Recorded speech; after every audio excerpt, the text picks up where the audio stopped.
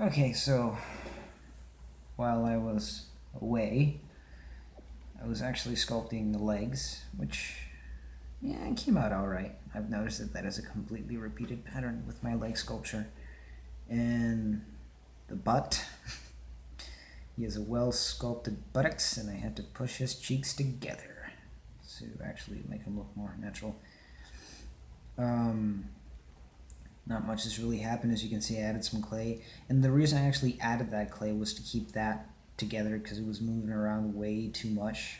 So I'm gonna go ahead and probably start adding more onto it and working on the torso, and then I'll come back and do some more detail in the legs and the waist so it doesn't look all weird.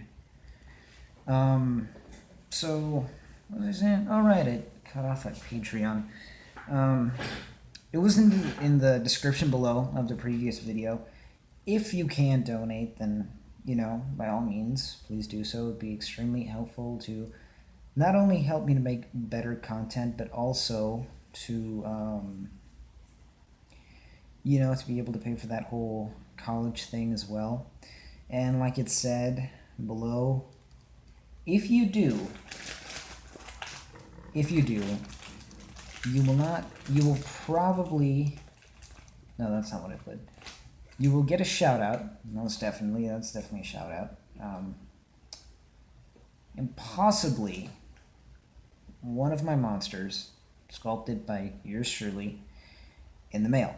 And for that monster, I would actually be emailing you a private message to work out the details and all the shipping and stuff like that, so I can send that to you. So if you can donate, I would very much appreciate that. Any sum of money. It doesn't have to be a specific sum. It might say something on my Patreon, but that's just a goal I want to reach. So any sum of money will actually help. You don't have to pay a specific sum. What else? But aside from that, back to the actual sculpture.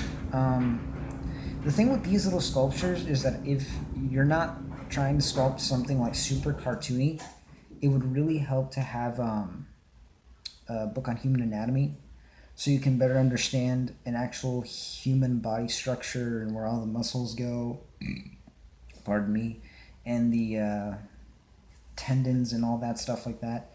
Because if you actually are trying to sculpt something that looks somewhat realistic, you would actually need to make an effort to do that and look into the human anatomy and see where all the muscles and the connective tissue is and all that stuff like that, and how everything contracts and how it would actually go if, you know, for example, you had wings on it, or if it had a second set of arms or something like that.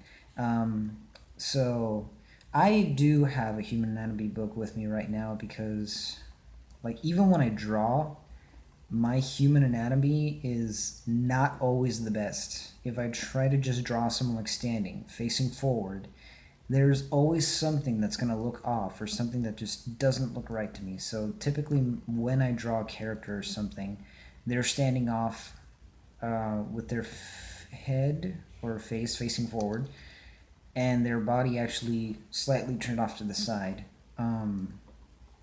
So with my sculptures, and I don't mean to toot my own horn here, and if I do, just let me know if I sound boastful, because I don't mean to sound boastful. I feel like I do a much better job at portraying normal human anatomy, more or less. And if you can't already tell, this guy's actually going to be a little bit small with a super long torso. It's going to be odd, but well, it's going to look fun. And this guy is not really for me, it's for a friend of mine that I said I would make it for. So chances are this thing is going to cut off on me pretty soon. This will definitely be a multi-parter, so, you know, feel free to rewatch anything or watch something if you're doing this project, or if you just feel like you missed something. The clay that I'm working in is polymer clay. This stuff is really good. It's very good to make figures and stuff with. The more you play with it, it'll get warm and it will actually soften up. So that's pretty good if you have a problem with